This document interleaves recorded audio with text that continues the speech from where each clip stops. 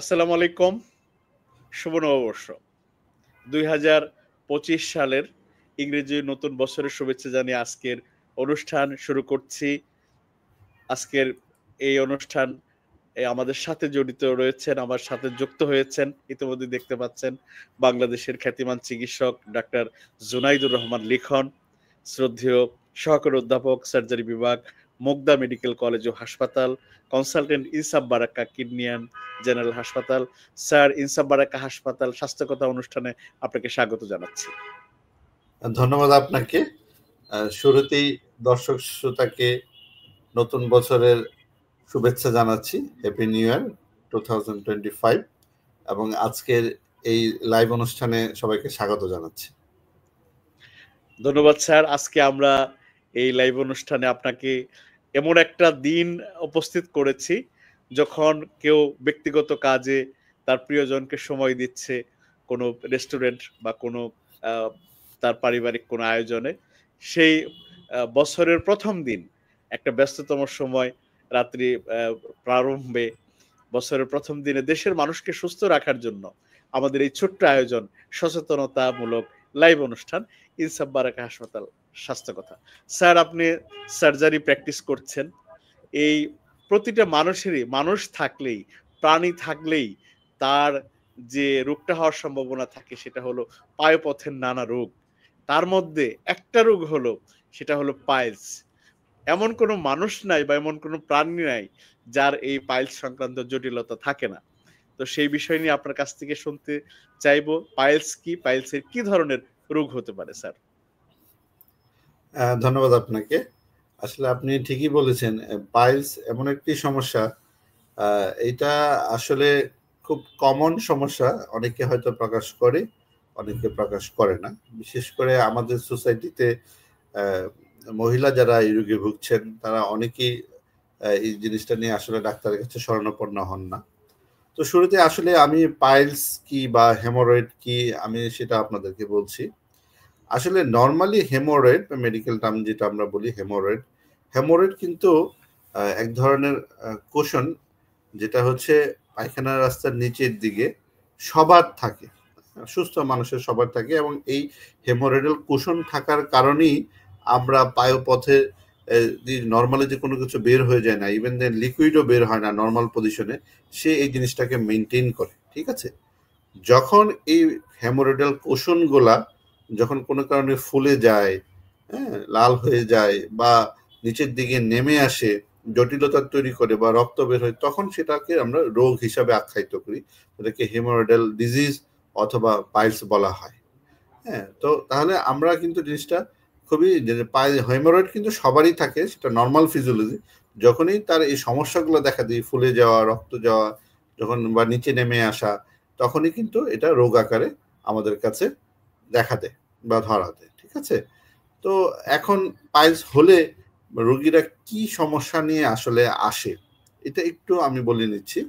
সাধারণত রোগীরা যে ধরনের কমপ্লেইন করে যে তার পায়খানার রাস্তা দিয়ে রক্ত যায়, মানে টাটকা রক্ত যায়, এবং সাধারণত পাইলসে রক্ত যাওয়াতে কোনো ব্যথা হয় না, কোনো ব্যথা না। আবারও বলছি, সাধারণত পাইলসে রক্ত যাওয়াতে কোনো ধরনের ব্যথা ইউজুয়ালি হয় না, যদি কোনো কমপ্লিকেশন না হয়। আর কি হয়, সাথে রোগী কমপ্লেইন করে যে আমার পায়খানা করার রাস্তার সময় পায়খানা থেকে ভিতর থেকে কোনো কিছু এসে নিচের দিকে নেমে ফুলে যাচ্ছে। এই দুইটা সমস্যাই হচ্ছে মেইন সমস্যা। এছাড়াও কিছু অস্বস্তি বা বার্নিং সেন্সেশন অথবা পায়খানা স্তরে একটু ভিজা ভেজা বা ইচিং বা চুলকানি থাকতে পারে।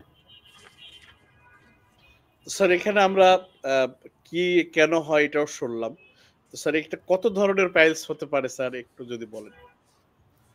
আচ্ছা, তো আসলে আপনি যেটা বললেন যে কেন হয় সেটা আমি একটু বলবো। আচ্ছা, আমি তার আগে বলে নিচ্ছি, আপনি যেহেতু প্রশ্ন করলেন যে কয় ধরনের পাইলস হয়। আসলে আমরা পাইলস দুই ধরনের বলি, একটা হচ্ছে এক্সটার্নাল আর একটা হচ্ছে ইন্টারনাল পাইলস। এক্সটার্নাল পাইলস যেটা, এটা আসলে পায়খানা রাস্তার ঠিক একদম মার্জিন বরাবর হঠাৎ করে একটু ফুলে যায়, ব্যথা করে, সেটা হচ্ছে এক্সটার্নাল পাইলস। আর ইন্টারনাল পাইলস যেটা, সেটা যেটা কমন খুব বেশি, সেটা আবার আমরা কয়েকটা ক্যাটাগরিতে ভাগ করি, চারটা: first degree, second degree, third and fourth. First ডিগ্রিতে কি হয়, রোগী শুধু কমপ্লেন করবে যে আমার রক্ত যাচ্ছে, কোনো ব্যথা নেই। সেকেন্ড ডিগ্রিতে রোগীর রক্ত যায়, সাথে পায়খানা করার সময় তার পায়খানা রাস্তার কিছু অংশ ফুলে যায়, আবার পায়খানা করার সাথে সাথে আপনি সেটা পায়খানা রাস্তার ভিতরে ঢুকে যায়। তৃতীয় ধাপ যেটা হয়, সেখানে রক্ত যায়, সাথে পায়খানা রাস্তা ফুলে যায়, সেটা কিন্তু আর অটোমেটিক পায়খানা রাস্তার ভিতরে ঢুকে না, রোগীকে নিজে আঙ্গুল দিয়ে ম্যানিপুলেশন করে সেটাকে পায়খানা রাস্তায় ঢুকাতে হয়। আর লাস্ট জন যেটাকে আমরা গ্রেড 4 বলি, সেটা হচ্ছে পায়খানা রাস্তা ফুলে যাবে এবং খুব ব্যথা হবে, এবং সেইখানে সে চাইলে আঙ্গুল দিয়েও ঢোকাতে পারবে না, এবং এটা হচ্ছে 4 ডিগ্রি, এবং এটাতে কিন্তু ব্যথা হয়, অন্যগুলোতে কিন্তু কোনো ব্যথা হয় না। এ হচ্ছে আপনার পাইলসের প্রকারভেদ।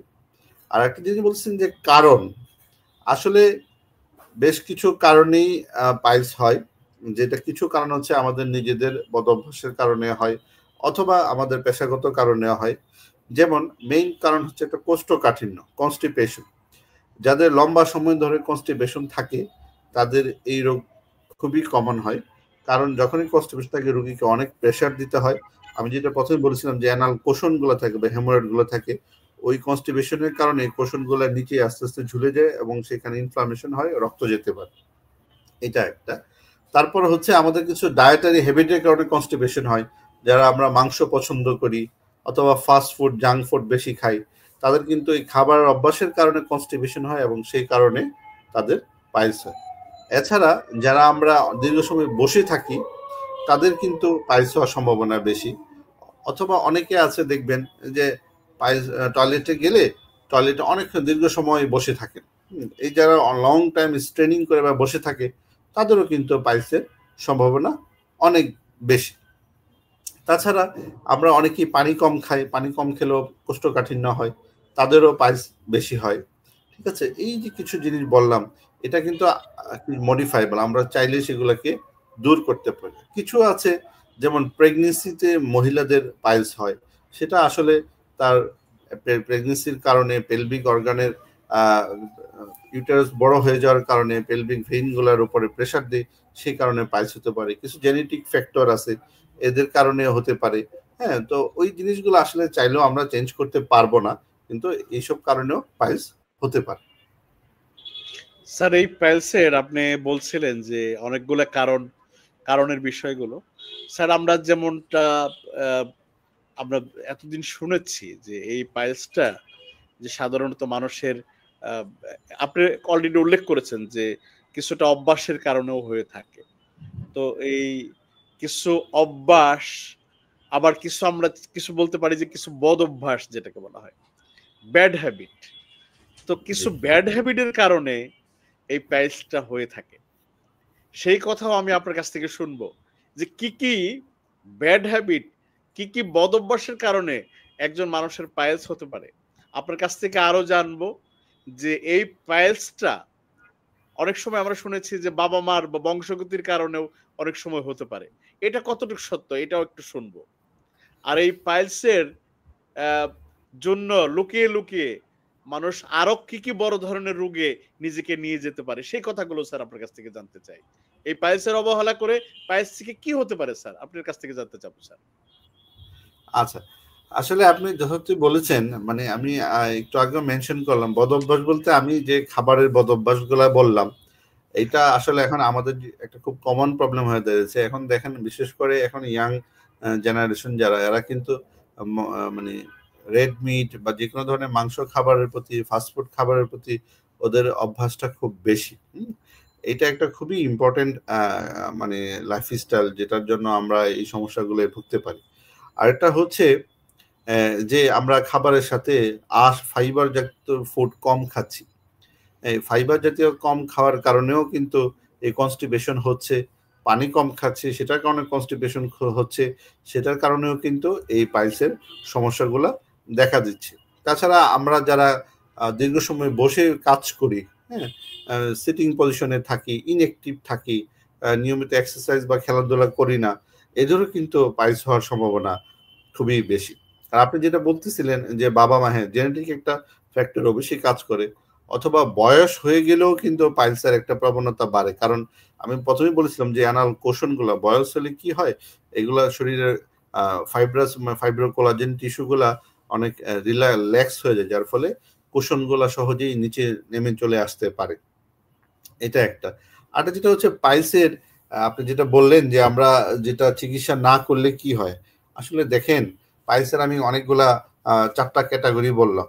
এখন তার হয়তো ফার্স্ট ডিগ্রি ছিল, সে সময় মতো সেটাকে অ্যাটেনশন দেয় নাই, তার লাইফস্টাইল মডিফিকেশন করে নাই, বা ডাক্তারের শরণাপন্ন হয় নাই, সে সেকেন্ড ডিগ্রি, থার্ড ডিগ্রি বা ফোর্থ ডিগ্রিতে চলে যাবে। তার মানে এই রোগটা আরো, যেটা ইনিশিয়ালি নর্মাল মেডিকেল বা লাইফস্টাইল ম্যানেজমেন্ট দিয়ে হয়ে যেত, সেটার জন্য অপারেশন লাগছে, অথবা কোনো কমপ্লিকেশন নিয়ে সে প্রেজেন্ট করছে, অথবা বিশেষ করে দেখা যায় যে অনেকেই লজ্জায় হোক অথবা না জেনে হোক আর ঠিকভাবে পরামর্শ না নিয়ে অনেক ফার্মেসি বা অথবা কোনো কবিরাজ বা দেখা যাচ্ছে যে লুক্রেটিভ কোনো সাইনবোর্ড দেখে ওইখানে চিকিৎসা করে কিন্তু আরো কমপ্লিকেশন নিয়ে আমাদের কাছে প্রেজেন্ট করে।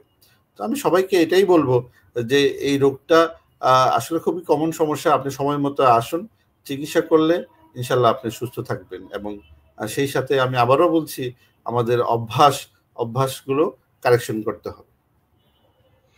স্যার আমরা অনেক কথাই শুনলাম, এই বিষয়ে আমরা আরেকটু কথা শেষের দিকে শুনবো, এই লাইফস্টাইল নিয়ে, এই পাইলসের আরো কিছু কারণ নিয়ে কিছু প্রশ্ন আমার হাতে আছে। তো স্যার আমরা একটু সংক্ষেপে জানতে চাইবো যে একজন মানুষের যখন পাইলস হবে বা কারো রোগ হবে, এটা যখন সে সন্দেহ করবে, তখন সে কিভাবে সে বুঝবে যে তার পাইলস হয়েছে, বা কোনো পরীক্ষা নিরীক্ষার এখানে মাধ্যমে যাচাই বাছাই, বা এটা কি, তার কি করণীয় রয়েছে এই লক্ষণগুলো কারো মধ্যে, কোন কোন লক্ষণ হলে কার কাছে বা ডাক্তারের কাছে কখন যাবে, এই বিষয়গুলো যদি আপনি একটু বলেন। আচ্ছা, আমি দর্শকদের উদ্দেশ্যে একটা কথাই বলছি, আপনার পায়খানার রাস্তা দিয়ে যদি কখনো রক্ত যায়, ঠিক আছে, এটা কখনই নর্মাল না। যে কোনো প্রবলেম হয়েছে বিধেই আপনার রক্ত যাচ্ছে। অতএব আপনি পায়খানার রাস্তা দিয়ে রক্ত যাওয়া মানে ইজ নট নর্মাল, এটা অ্যাবনর্মাল। অতএব আপনাকে সেটাকে আমলে নিয়ে অবশ্যই বিশেষ করে সার্জারি ডাক্তারের পরামর্শ নিতে হবে। এবং সবচেয়ে মজার ব্যাপার হচ্ছে যে এই রোগটাকে নির্ণয় করার জন্য কিন্তু কোনো ইনভেস্টিগেশনের প্রয়োজন হয় না। আমরা জাস্ট চেম্বারে বসে পরীক্ষা করে, আমরা জাস্ট বেডসাইডেই আমরা ডিজিটাল রেকটাল এক্সামিনেশন প্রক্টোস্কোপি বলি, এই পরীক্ষাটা করি কিন্তু আমি ডায়াগনোসিস সম্পন্ন করতে পারি। হ্যাঁ, এটার জন্য আলাদা কোনো পরীক্ষা লাগে না। হ্যাঁ, আমাদের মনে যদি দ্বিতীয় কোনো কোয়েরি থাকে, তাহলে সেক্ষেত্রে আমরা এক্সপ্লোর করার জন্য তার পায়ুপথ সহ তার বৃহদন্ত্র দেখার জন্য কোলোনোস্কোপি করতে পারি, বিশেষ করে বয়স্ক রোগীদের ক্ষেত্রে। স্যার এই আমরা পাইলস যদি কারো হয়ে গেল, এখন তার জন্য কি ধরনের চিকিৎসা রয়েছে, কোন ধরনের রোগীকে অপারেশন করতে হয়, কি কি অপারেশন, কি কি প্রসিডিওর রয়েছে একজন রোগীকে চিকিৎসার জন্য, এ সংক্ষেপে যদি স্যার একটু বলেন স্যার আমাদের। আসলে পাইলসের চিকিৎসা নির্ভর করে, আমি যে ভাগগুলো বলেছিলাম যে তার first degree, second degree, third degree বা ফোর্থ ডিগ্রি, হ্যাঁ, ওইটার উপরেই ডিপেন্ড করে তার চিকিৎসা পদ্ধতি। যেমন প্রথমে যেটা ভাগ বলছিলাম এক্সটার্নাল হেমোরয়েড, সেটাও কিন্তু ইনিশিয়ালি প্রথমে আমরা ওষুধের মাধ্যমে চিকিৎসা দিই। ওষুধের মাধ্যমে যদি রেসপন্স না করে, ছোট্ট অপারেশন হয়, ডে কেয়ার সার্জারি হিসেবে অপারেশন করে দিতে পারি। ইন্টারনাল হেমোরয়েডের মধ্যে ফার্স্ট ডিগ্রি হেমোরয়েড আমরা ওষুধের মাধ্যমে এবং তার লাইফস্টাইল মডিফিকেশনের মাধ্যমেই আমরা তার চিকিৎসা সম্পন্ন করতে পারি। সেকেন্ড ডিগ্রি ক্ষেত্রেও আমরা সেটা মেডিকেশনের মাধ্যমে করতে পারি। কিছু কিছু ক্ষেত্রে আমরা চেম্বার প্রসিডিওর, যেমন বেন লাইগেশন আমরা করতে পারি, স্ক্লেরোথেরাপি দিতে পারি, সেসব ছোটখাটো প্রসিডিওরের মাধ্যমে আমরা তার চিকিৎসা করতে পারি। যদি তার second degree haemorrhoid treatment failure হয়, দেন আমরা অপারেশনে যেতে পারি। কিন্তু থার্ড ডিগ্রি এবং ফোর্থ ডিগ্রি হেমোরয়েডের ক্ষেত্রে অপারেশন অবশ্যই লাগবে, এবং অপারেশন করতে হবে। এবং প্রত্যেকটা ক্ষেত্রেই আপনি অপারেশন করার পরেও কিন্তু আপনাকে লাইফস্টাইল মডিফিকেশন, যেটা বদঅভ্যাসগুলোর কথা বলেছি, সেগুলো কিন্তু আপনাকে দূর করতে হবে এবং লাইফস্টাইলগুলো স্ট্যান্ডার্ড লাইফস্টাইল মেনটেন করতে হবে। এবার আসি যে কি পদ্ধতির মাধ্যমে আমরা অপারেশনে যাই। ঠিক আছে, এখন অপারেশন আমরা বিভিন্নভাবে অপারেশন করি। যেমন কেটে যেটাকে আমরা করি, যেটা অনেক আগে থেকে চলে আসতেছে স্টিল, এটা এখনো স্ট্যান্ডার্ড, যেটাকে আমরা মিলিগান মর্গান প্রসিডিউর বলি, কেটে করি। এছাড়াও লেজারের মাধ্যমে অপারেশন করা যেতে পারে, খুবই এখানে কোনো কাটাছেঁড়া লাগে না, লেজারের মাধ্যমে আমরা পাইলসের অপারেশন করি।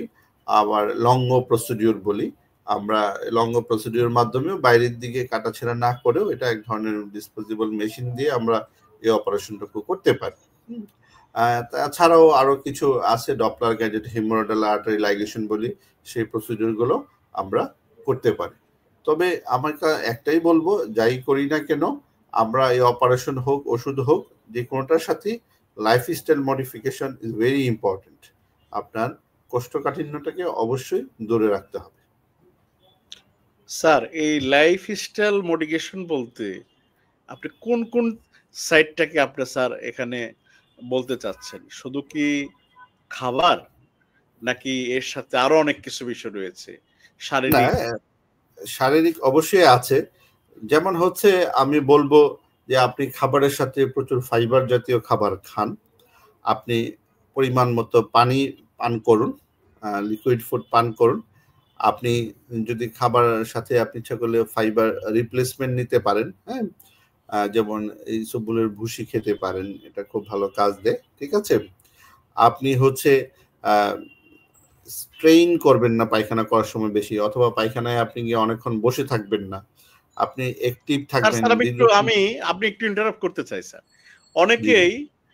অনেকেই এটা আসলে অনেকেই শুনি যে পত্রিকা নিয়ে বাথরুমে যায়, মোবাইল ফোন নিয়ে বাথরুমে যায়। তারা দেখা গেল যে সকালের পত্রিকাটা ওখানেই পড়ে ফেলে, মানে সকালের ফেসবুকের নোটিফিকেশন গুলো ওখানেই শেষ করে ফেলে। এইটা কি স্যার কোনো একটা বদভ্যাসের, মানে এটা একটা কারণ হতে পারে কিনা স্যার? না, অবশ্যই। হ্যাঁ, আপনি দীর্ঘ সময় স্কোয়াটিং পজিশনে বসে থাকা, হ্যাঁ, এতে কি হবে, আপনার ওই যে বলেছিলাম পায়খানা রাস্তায় অ্যানাল কোষণের উপরে চাপ বেশি পড়বে। ঠিক আছে, আপনার ভেনাস প্রেসার বেড়ে যাবে, বেড়ে গেলেই তখন আপনার অ্যানাল কোষণগুলা, যেটা হেমোরয়েডের কোষণগুলা নিচের দিকে ডিসেন্ড হবে, আপনার পাইলস হওয়ার ঝুঁকি বেড়ে যাবে। ঠিক আছে, ডেফিনেটলি এটা একটা বদভ্যাস। আপনাকে দীর্ঘ সময় টয়লেটে বসে থাকার কোনো যুক্তি নেই। ঠিক আছে, বেশিক্ষণ স্ট্রেইন করে টয়লেট করার কোনো যুক্তি নেই। তাহলে কি এবং স্যার আমরা কি বলতে পারি স্যার যে আমরা সময়টা বাথরুম থেকে যতটা কমে নিয়ে আসতে পারি আমাদের অবশ্যই ততই ভালো? অবশ্যই অবশ্যই আপনাকে এ করতে হবে। এবং আরেকটা জিনিস, আপনি যেমনটা আপনি বাথরুমে বেশি সময় কাটাবেন না, ঠিক তেমনি আপনি আপনার টয়লেটে চাপ দিয়েছে, আপনি আটকিয়ে রেখেছেন, আপনি সময় মতো টয়লেটে যাচ্ছেন না, এই অভ্যাসটুকু আপনাকে পরিহার করতে হবে। আপনি যদি সময় মতো টয়লেট না করেন তাহলে কি হয়, আপনার টয়লেটের শেষের যে অংশ, মানে যে আপনার টয়লেট করার সময় যে প্রথম যে টয়লেটটা বের হয়, স্টুল বের হয়, সেই স্টুলটা হার্ড হয়ে যায়, শক্ত হয়ে যায়, ওখান থেকে ওয়াটার অ্যাবজর্পশন হয়, শক্ত হয়ে যায়। স্বাভাবিকভাবেই যখন শক্ত পায়খানা আপনার অ্যানাল ক্যানাল দিয়ে বের হবে, সেটা আপনার এই সফট মিউকাসকে টেয়ার করবে বা অ্যানাল কোষণের উপর চাপ দিবে, আপনার প্রবলেম করবে। ঠিক আছে, অতএব আপনাকে দুটা জিনিসই, আপনি টয়লেটে গিয়ে বেশিক্ষণ বসে থাকবেন না, যেমন এটাও আপনাকে পরিহার করতে হবে, তেমনি টয়লেট ধরার সাথে সাথে আপনি অনেকক্ষণ মানে টয়লেট সময় মতো না গিয়ে অনেকক্ষণ পরে গেলেন, আটকে রাখলেন, সেটাও সঠিক নয়। জি স্যার, আপনি খাবারের কথা বলতেছিলেন কিছু, যে কোন ধরনের খাবারগুলো অ্যানালকে স্বস্তি দেয়, যে খাবারগুলো আমাদের পরিহার করতে হবে, আর যে খাবারগুলোকে আমাদের গ্রহণ করতে হবে। স্পেসিফিক ভাবে আরো দু একটা খাবারের নাম যদি স্যার আপনি একটু বলেন। আপনি এই ক্ষেত্রে রেড মিট, মানে গরুর মাংস, লাল গরুর মাংস, খাসির মাংস, মহিষের মাংস, হ্যাঁ, এই রেড মিট আপনাকে অ্যাভয়েড করতে হবে। ঠিক আছে, ব্রয়লার মুরগি স্যার, মুরগির মাংস স্যার, মুরগির মাংসতে আসলে কোষ্ঠকাঠিন্য রেট আপনার রেড মিট থেকে অনেক কম। ঠিক আছে, তারপরেও আমি বলবো আপনি মাংস যতটুকু সম্ভব অ্যাভয়েড করাটাই ভালো। হ্যাঁ, আপনি প্রোটিন হিসাবে মাছ খান, দুধ খান, ডিম খান, কোনো সমস্যা নেই। ঠিক আছে, তবে রেড মিটটা অবশ্যই আপনাকে বর্জন করতে হবে। ঠিক আছে, আর প্রচুর পরিমাণে শাকসবজি খেতে হবে, ফাইবার ফুড খেতে হবে। ঠিক আছে, তাহলে আপনার স্টোলটাকে সফট রাখবে, বাল্কি রাখবে, আপনার টয়লেট পাস করতে আপনার অনেক ইজি হবে। জি স্যার, অপারেশনের কথাগুলো বলছিলেন যে কেটে অপারেশন না কেটে অপারেশন, স্যার এখানে মানে আধুনিক যে চিকিৎসা রয়েছে, মানে আমরা অনেক সময় অপারেশনকে তো ভয় পাই, সার্জারিকে ভয় পাই, কাটাছেঁড়াকে ভয় পাই। বর্তমানে আধুনিক বাংলাদেশে কি কি প্রসিডিওর রয়েছে যার মাধ্যমে কতদিন সময় এই চিকিৎসা লাগে, কতদিন হাসপাতালে ভর্তি থাকা লাগে, কত টাকা খরচ হতে পারে, এই ধরনের অনেকেই অপারেশনের ভয়ের কারণে, টাকা পয়সা বা সময়ের কারণে, জটিলতার কারণে মানুষ এই ধরনের চিকিৎসা নিতে চায় না। যদি একটু সহজ করে বলেন স্যার। আসলে অপারেশন বিভিন্ন ভাবে হয়, এক একটার ক্ষেত্রে এক একটা আইডিয়াল হয়, ঠিক আছে। হ্যাঁ, আপনাকে মানে জিনিসটা এরকম না যে এটার জন্য এটাই করতে হবে, এটার জন্য এটাই ভালো, ঠিক আছে। প্রত্যেকটা অপারেশনেরই সুবিধা অসুবিধা আছে। হ্যাঁ, আপনার যেটা কেটে করার যেটা সুবিধা আছে অসুবিধা আছে কিছু, আমরা যেটা লেজারের সাহায্যে করি সেটারও কিছু সুবিধা অসুবিধা আছে, যেটা আপনার লং অপারেশন করি সেটারও প্রত্যেকটার ক্ষেত্রে কিছু সুবিধা অসুবিধা আছে, ঠিক আছে। তবে কথা যেটা হচ্ছে যে স্টেজের ক্ষেত্রে যেটা করা দরকার সেটা আপনাকে সঠিকভাবে নির্ণয় করতে হবে এবং সেইভাবেই করতে হবে। আপনি বিশেষ করে ধরেন আমি ধরেন একটা পেশেন্টের পাইলস আছে, পাইলস বিভিন্ন পজিশনে হয়। ইউজুয়ালি আমরা ক্যানালকে যদি একটা ক্লকের সাথে তুলনা করি, ইউজুয়ালি 3, 7 এবং 11 ক্লক পজিশনে আপনার সাধারণত পাইলস গুলো হয়। দেখা যাচ্ছে কারো একটা পজিশনে পাইলস আছে, দেখা যাচ্ছে কারো 3টা পজিশনে, অথবা এই 3 পজিশন ছাড়াও আরো অন্যান্য সেকেন্ডারি পজিশনও থাকতে পারে। এখন যাদের মাল্টিপল পজিশনে পাইলস থাকে তাদের জন্য আমাদের এক ধরনের প্ল্যান করতে হয়, যদি সিঙ্গেল পজিশনে আছে তাদের জন্য এক ধরনের প্ল্যান করতে হয়, ঠিক আছে। তো এই সবকিছু বিবেচনার মাধ্যমেই আমাদেরকে সিদ্ধান্ত নিতে হয় যে আসলে আমরা কোন পদ্ধতিতে যাব। এই জন্যই আমাকে অবশ্যই রোগীর অবস্থা বুঝে, রোগীর কন্ডিশন বুঝে আমাকে সেই পদ্ধতিটা নির্ধারণ করতে হবে, ঠিক আছে। হ্যাঁ, আপনি যেটা বললেন যে লেজার অপারেশন বা লং অপারেশন, হ্যাঁ সেটারও কিছু উপকারিতা আছে, কিছু কিছু ক্ষেত্রে সেটারও ব্যর্থতা আছে। তবে কোনো পেশেন্টের যদি চারিদিকে ইনভলভমেন্ট থাকে সেক্ষেত্রে হয়তো লংটা সুইটেবল। যদি কারো একদিকে থাকে তাহলে আমরা যেটা ট্রেডিশনাল পদ্ধতি কেটে করি সেটাও অনেক ভালো কাজে দেয়, ঠিক আছে। আর হচ্ছে রোগী এই ধরনের অপারেশনের ক্ষেত্রে রোগীকে আমরা একদিন হসপিটালে ভর্তি রাখি, একদিন পরেই রোগী বাসায় চলে যেতে পারে। তাহলে একদিনে। আর স্যার একটা বাংলাদেশের সব জায়গায় কি এই ধরনের চিকিৎসাগুলা এখন অ্যাভেলেবেল কিনা? হ্যাঁ, এখন আসলে আমি সবার উদ্দেশ্যেই বলছি যে পাইলস এমন একটি রোগ, এমন একটি কমন রোগ, এবং এটার চিকিৎসা কিন্তু আপনি সারা বাংলাদেশে যারা যেখানে সার্জনরা কাজ করে সেখানে এই প্রসিডিউর গুলা করা সম্ভব।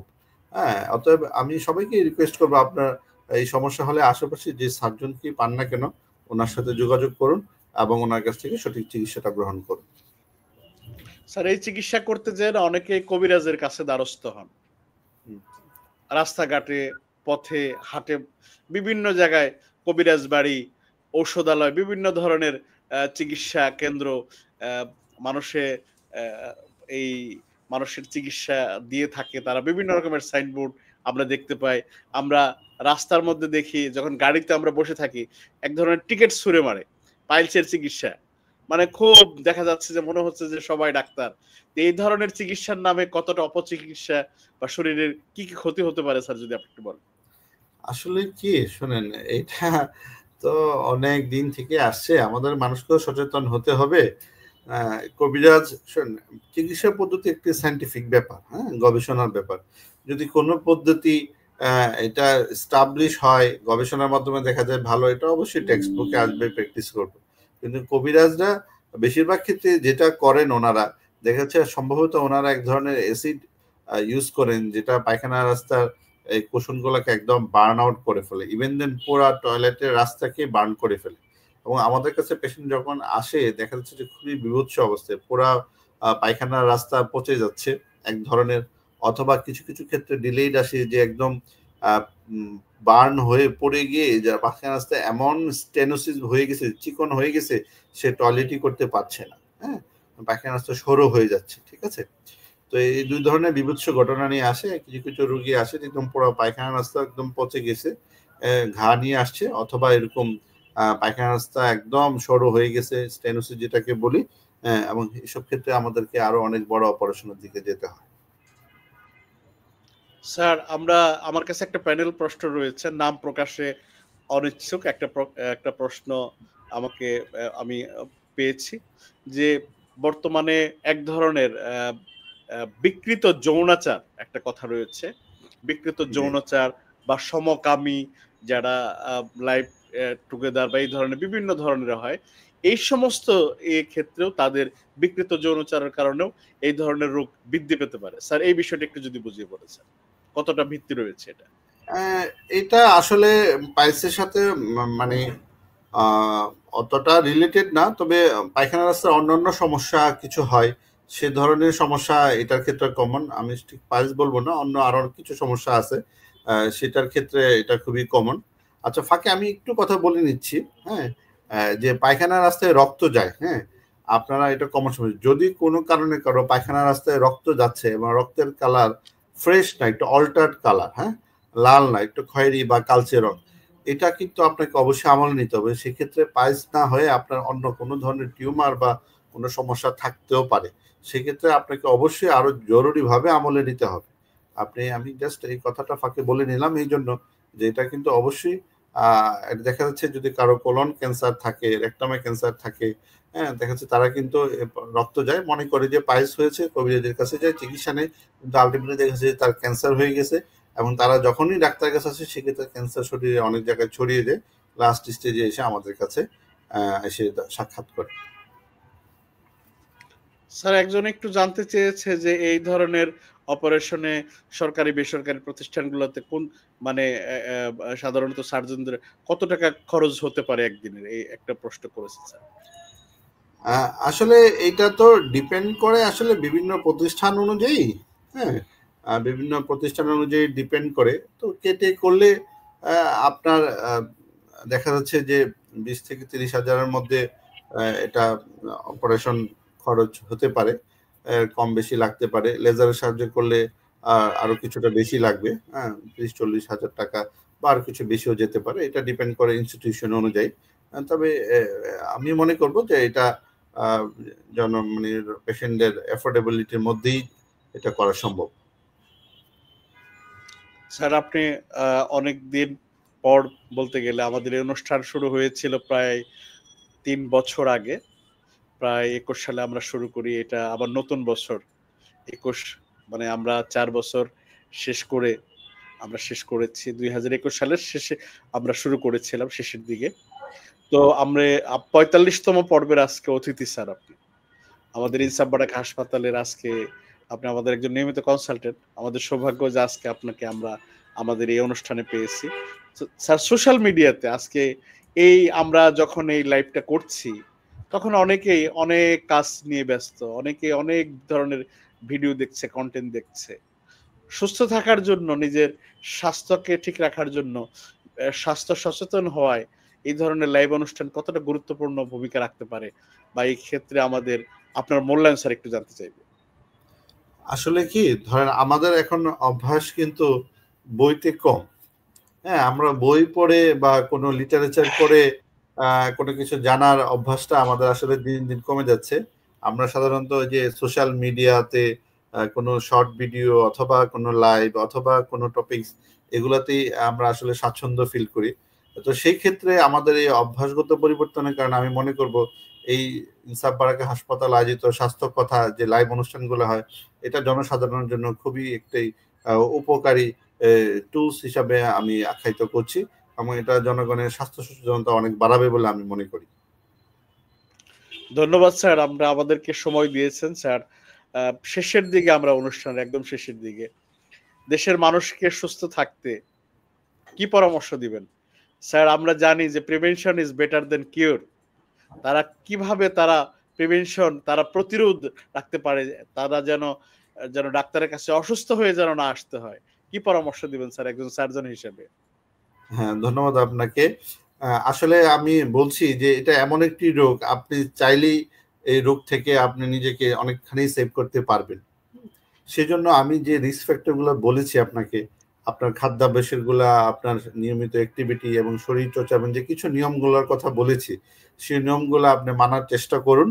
আমি আশা করি আপনারা এই রোগ থেকে অনেকখানি মানে ভালো মানে কি বলবো, প্রতিরোধ করতে পারবেন এই রোগটাকে। এবং সমস্যা হলে অল্প থেকে আপনি ডাক্তারের সাথে পরামর্শ করুন, তাহলে আপনি অপারেশন ছাড়াই এই রোগ থেকে মুক্তি পেতে পারবেন। আমি সবাইকে বিনীত অনুরোধ করব, আপনারা মুখরোচক এই কবিরাজদের বা অন্যান্য এইসব মানে লিফলেট বা এসব অ্যাডের দিকে আকৃষ্ট না হয়ে সচেতন হন, নিজের লাইফস্টাইলটাকে সুস্থ লাইফস্টাইল মেনটেন করুন, এবং যে কোনো ধরনের সমস্যা হলে আপনি আপনার নিকটস্থ সার্জনের সাথে যোগাযোগ করুন। ধন্যবাদ স্যার। আমরা অনুষ্ঠানের শেষ পর্যায়ে, আমরা আজকে অনুষ্ঠান এখানে শেষ করতে চাচ্ছি। পরবর্তী কোনো এক পর্বে আবার হয়তো পায়ুপথের অন্য কোনো এক রোগ নিয়ে অথবা সার্জারির বা চিকিৎসা বিজ্ঞানের কোনো এক চিকিৎসা নিয়ে আমরা বা রোগ নিয়ে কথা বলবো। স্যার, আপনাকে আজকে এই নববর্ষের, ইংরেজি নববর্ষের প্রথম দিনে, প্রথম অনুষ্ঠানে, 2025 সালের প্রথম অনুষ্ঠানে আপনাকে স্যার অংশগ্রহণের জন্য ধন্যবাদ জানিয়ে স্যার আমরা আজকে অনুষ্ঠান শেষ করতে চাই। আপনাকেও ধন্যবাদ। সাথে সাথে আমার যারা দর্শক শ্রোতা ছিলেন, লাইভে যুক্ত ছিলেন, তাদেরকেও ধন্যবাদ জানাচ্ছি এবং সবার সুস্বাস্থ্য কামনা করছি এবং আমার জন্য সবার কাছে দোয়া কামনা করছি। ধন্যবাদ সবাইকে। ধন্যবাদ সবাইকে। সবাই ভালো থাকবেন। আল্লাহ হাফেজ। দেখা হবে পরবর্তী কোন এক অনুষ্ঠান নতুন এক অতিথিকে নিয়ে। ততদিন আমার সাথেই থাকুন, দেখতে থাকুন ইনসাফ বারাকা হাসপাতাল স্বাস্থ্য কথা।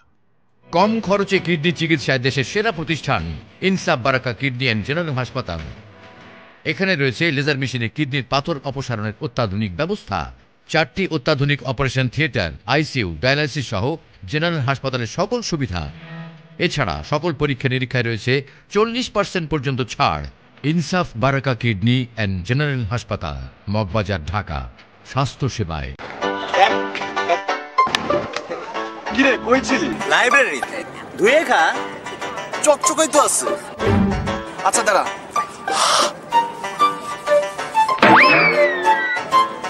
ওকে, তোর ওই প্যান্টের সাথে যে জীবাণু নেই সেটা তোকে কে বললো? দূর, খাবোই না। এই নে, ধুয়ে খা। আমার এক খালার রক্ত লাগবে। তোদের কারো এ পজিটিভ রক্ত আছে? আমার বি পজিটিভ। আমার রক্তের গ্রুপ জানা নেই। গাধা নাকি? এখন পর্যন্ত রক্তের গ্রুপ পরীক্ষা করিসনি? আমি কাউকে রক্ত দিতে চাই। আচ্ছা ধর, রাস্তা ক্রস করতে গিয়ে তুই অ্যাক্সিডেন্ট করলি, শরীরের সব রক্ত বের হয়ে গেল, তখন রক্ত কার লাগবে, আমার না তোর? কিন্তু টেস্ট করতে তো অনেক টাকা লাগে। একদমই না। ইনসাফ বারাকা কিডনি অ্যান্ড জেনারেল হসপিটালে আমাদের এই স্টুডেন্ট আইডি কার্ড শো করলেই মাত্র 500 টাকায় ওরা দিচ্ছে ব্লাড গ্রুপিং, টিটিরিন, RBS, HBS AG, urine RE, chest X-ray সহ আরো অনেক পরীক্ষা। ওরা স্টুডেন্ট প্যাকেজ দিচ্ছে। সত্যি? 100%। ভাইয়া, আমরা করতে পারবো? অবশ্যই। কলেজ ও বিশ্ববিদ্যালয়ের সব স্টুডেন্টরাই এই সুবিধা পাবে। ইনসাফ বারাকা কিডনি অ্যান্ড জেনারেল হাসপাতাল কোথায় এটা? 11 শহীদ তাজউদ্দিন আহমেদ সরণি, মগবাজার, ঢাকা। মগবাজার রেল ক্রসিং থেকে মাত্র 100 গজ দূরে। কাছেই তো। হ্যাঁ, তাহলে চল এখনই টেস্ট করে আসি। ইনসাফ বারাকা কিডনি অ্যান্ড জেনারেল হাসপাতাল, মগবাজার, ঢাকা।